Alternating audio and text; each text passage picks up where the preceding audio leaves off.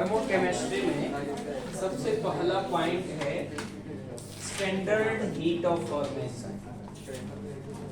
Standard heat of, इसको लिखा जाता है delta H not F। Standard heat of formation यानी STP पे जब कोई कंपाउंड बनता है तो कितना हीट चेंज होता है उसी को कहा जाता है स्टैंडर्ड हीट ऑफ फॉर्मेशन। ये अच्छा खासा टॉपिक है और ये स्टार्टिंग में मतलब सारे क्वेश्चन इसी से कनेक्टेड होगा, ऐसा है, मैक्सिमम क्वेश्चन इससे कनेक्टेड मिलता है। स्टैंडर्ड हीट ऑफ फॉर्मेशन क्या है, पहले मैं यहाँ से 10 एग्जांपल लिखता हूँ। H2O को बनाने के लिए 10 तरीके से लिखा जा सकता है और आप बताइए उसमें कौन से रिएक्शन को स्टैंडर्ड हीट ऑफ फॉर्मेशन कहा जाएगा। ठीक है, आपने पढ़ा है H2 liquid half O2 gas से बना H2O लिक्विड। अगर सपोज इसका डेल्टा H नॉट F अगर X दिया है, H2 gas half O2 liquid से बना H2O लिक्विड, इसका डेल्टा H नॉट दिया है Y। H2 gas O2 gas से बन गया 2H2O गैस, इसका डेल्टा H नॉट F जो है Z। इसके ऊपर डायरेक्ट क्वेश्चन पूछा जाता है, कोई देगा बताओ इसमें से कौन सा स्टैंडर्ड हीट ऑफ फॉर्मेशन को रिप्रेजेंट करता है। H2 gas half O2 gas से बना H2O गैस। रिपीट नहीं हुआ ना?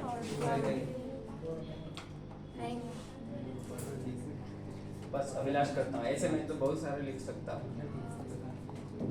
2H plus O gas gas और H2O लिक्विड, देन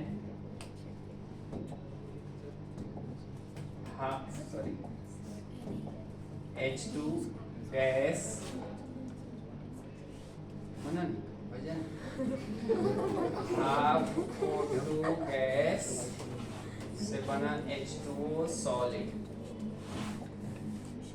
देन नहीं दिखता है तो पहले बोल के रखने का। H2 गैस हाँ खराब है मैं बोल रहा नहीं दिख रहा है तो कलर चेंज क्यों कर रहे हैं? वीडियो में अच्छा दिख रहा है। ठीक है, हर एक रिएक्शन अलग अलग कलर से लिखूं क्या? रंग बिरंगा का एक साल और आना पड़ेगा। तीसरा का नंबर से दिया डेल्टा H नॉट F अगर W है इसका, इस रिएक्शन का delta H not F P है, इसका delta H not F V है, इसका delta H not F Q है। तो हमसे पूछ रहा है बताओ कि कौन से रिएक्शन जो है ना standard heat of formation of water को रिप्रेजेंट करता है। थर्ड वाला। तो डेफिनेशन सुने। हाँ कौन सा? थर्ड वाला। थर्ड वाला आंसर नहीं है। नेक्स्ट सब बोल रहे डी आंसर, हाँ डी आंसर नहीं। नेक्स्ट W क्यों? अब एक एक करके आप पूछते जाओ, मैं बता दो क्यों नहीं है।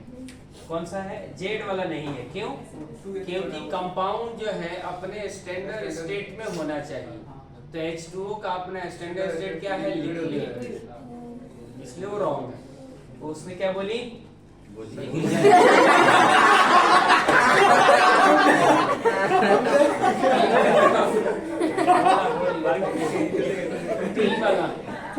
टी वाला क्यों नहीं है? क्योंकि हाइड्रोजन जो एलिमेंट है वो अपने स्टैंडर्ड स्टेट में नहीं है, H एग्जिस्ट नहीं करता है। X X नहीं है। क्यों? O2 गैस में ना वो और H2O लिक्विड नहीं होता है। नेक्स्ट लास्ट वाला तो आंसर है। इसलिए तो क्योंकि हाइड्रोजन का नेचुरल स्टेट गैस, ऑक्सीजन का गैस, नेचुरल स्टेट और H2O का नेचुरल स्टेट लिक्विड। अच्छा अगर ए है तो तब तो आपके हिसाब से ए भी हो जाएगा 2H2 गैस O2 गैस से बना 2H2O लिक्विड, ये भी हो जाएगा। क्यों नहीं होगा? स्टैंडर्ड का होता है एक ही मोल का फॉर्म में। हाँ, अब इधर ये 2 मोल बन गया, हाँ 1 मोल बनना चाहिए। कोई बोलता तो n/2 कर देंगे तब हो जाएगा। तो अब डेफिनेशन इसका क्या है, लिखना है क्या आप लोगों को? लिखा होगा ना?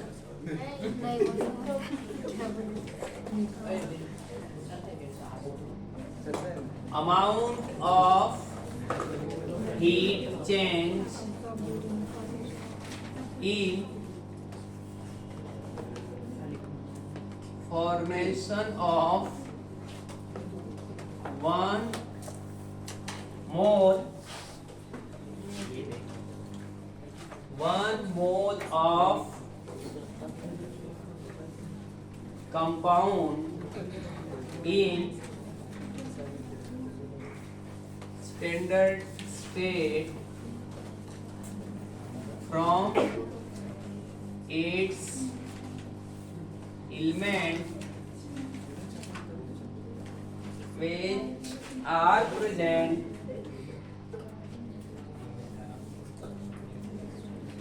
in their standard state.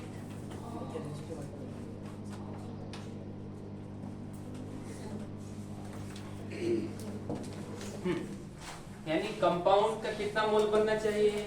1 मोल। वो कंपाउंड कहाँ पे होना चाहिए? स्टैंडर्ड स्टेट में होना चाहिए। किससे बनना चाहिए? एलिमेंट से बनना चाहिए। और वो एलिमेंट भी कहाँ पे होना चाहिए? अपने स्टैंडर्ड स्टेट में होना चाहिए। 1 मोल कंपाउंड बनना चाहिए और वो कंपाउंड अपने रियल स्टेट में जो नेचर में एग्जिस्ट करता है उस फॉर्म में होना चाहिए। और एलिमेंट भी अपने स्टैंडर्ड स्टेट में होना चाहिए और एलिमेंटल फॉर्म होना चाहिए। नहीं तो H2O तो कंबशन रिएक्शन से ही बनता है। ये हो गया नोट करके? आप बाद में नोट कर लो ना, देखते चलो। अगर आप ऐसे करेंगे तो थर्मोकेमिस्ट्री नहीं हो सकती। अगर कोई बोलेगा कि हमको तो ऐसा अच्छा लगता है CH4 + O2 से रिएक्शन करा के CO2 और H2O भी बना दो, और बैलेंस करने के लिए 2 कर दो, और इधर कितना हो गया? इधर भी 2 कर दो।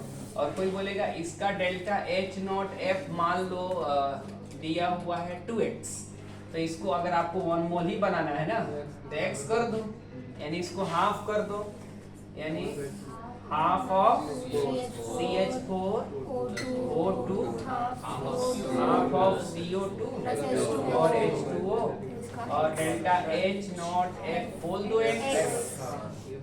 ये नहीं हो सकता है। क्यों?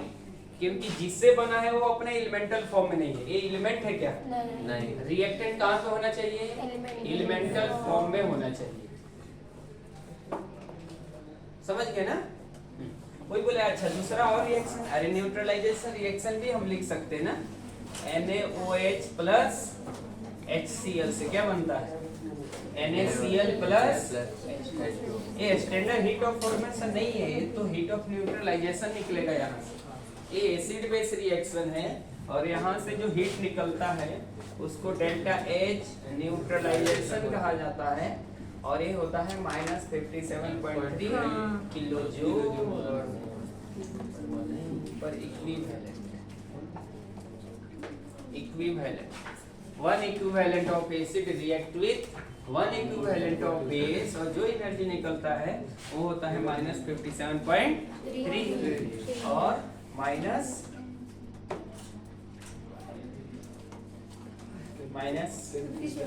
हाँ 5 - 1 4 7 - 3 4 -13.7। इसको 4.2 से डिवाइड करो, -57.3 को 4.2 से डिवाइड करो, कितना आएगा?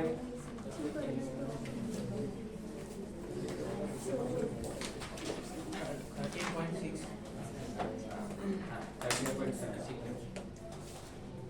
Kilo calorie. मेरे को कैसे याद पड़ गया ऐसा, आपको मैं बताता हूँ। मेरे को याद है इसका डिफरेंस 4, इसका डिफरेंस 4 और इन दोनों का सम 10 के आसपास, सबका सम 10, ये दोनों का 7 3 10, 7 3 10 और ये 7, मतलब लास्ट वाला दो 10 10 पे आता है, मेरे को वैसे याद है। और डिफरेंस कुछ तो सब चीज चाहिए ना, नहीं है तो 4/2 से डिवाइड करके देखेंगे। तो लेकिन इस रिएक्शन को स्टैंडर्ड हीट ऑफ फॉर्मेशन नहीं कहेंगे, समझ गए? चलिए आप समझ गए। तो बहुत सारे रिएक्शन दिए रहता है। एक और एग्जांपल समझता हूँ, थोड़ा फास्ट चलते हैं। अगर सपोज हमको अमोनिया बनाना है, अमोनिया कैसे बनता है? N2 प्लस 3H2 से। तो ये गैस है, गैस है, गैस है। अगर यहाँ पे डेल्टा H नॉट अगर निकला Y, तो क्या इसको स्टैंडर्ड हीट ऑफ फॉर्मेशन कहा जाएगा? नहीं, क्योंकि 1 मोल नहीं बना है।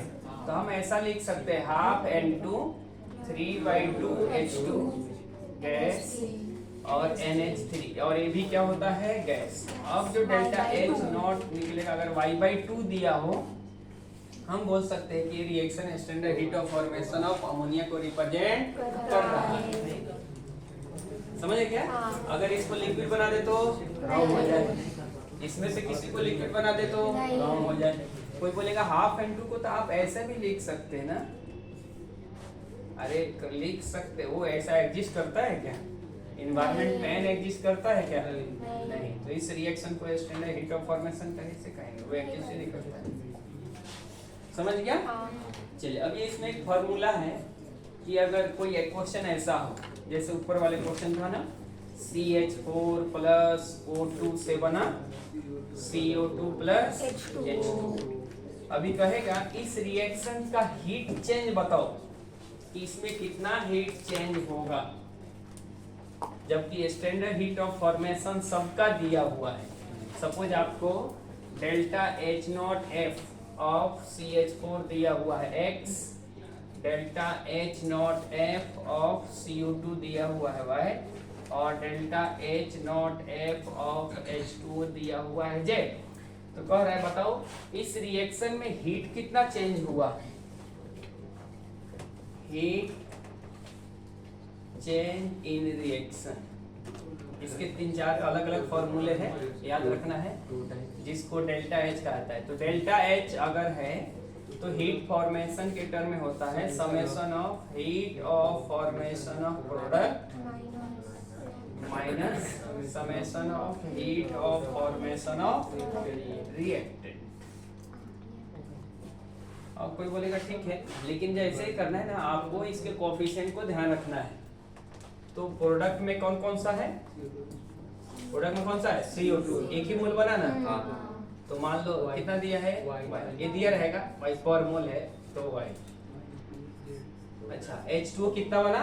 2 मोल बना, तो 2 into Z, ठीक है ना, माइनस CH4 कितना है? X, और O2 का कुछ दिया रहेगा, कुछ नहीं दिया रहेगा।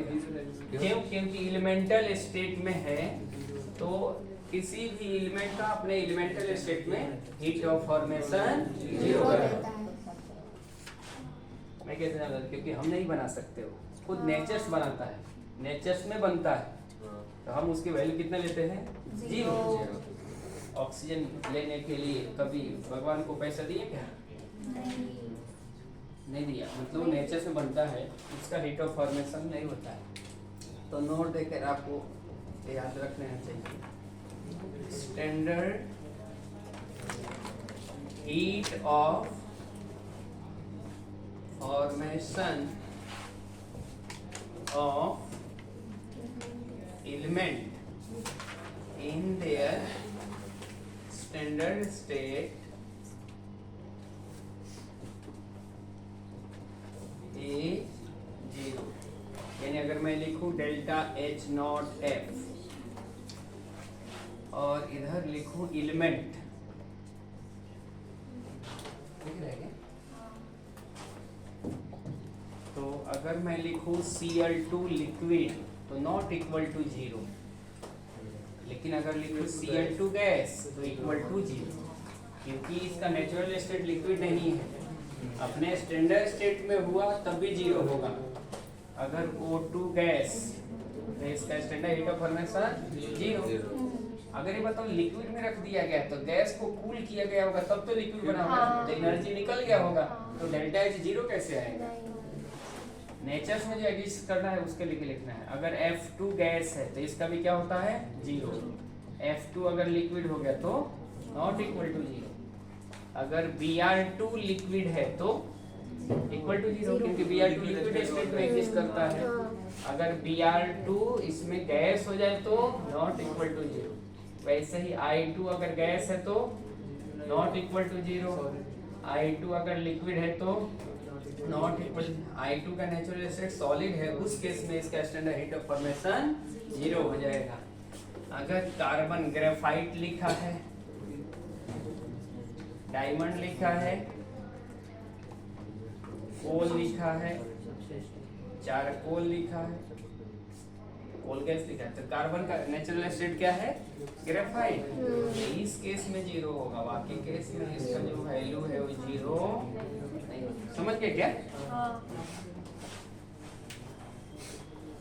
तो हम आगे क्वेश्चन करेंगे इसके ऊपर स्टैंडर्ड हीट ऑफ फॉर्मेशन, लेकिन थियरी इतना ही है। समझ गया?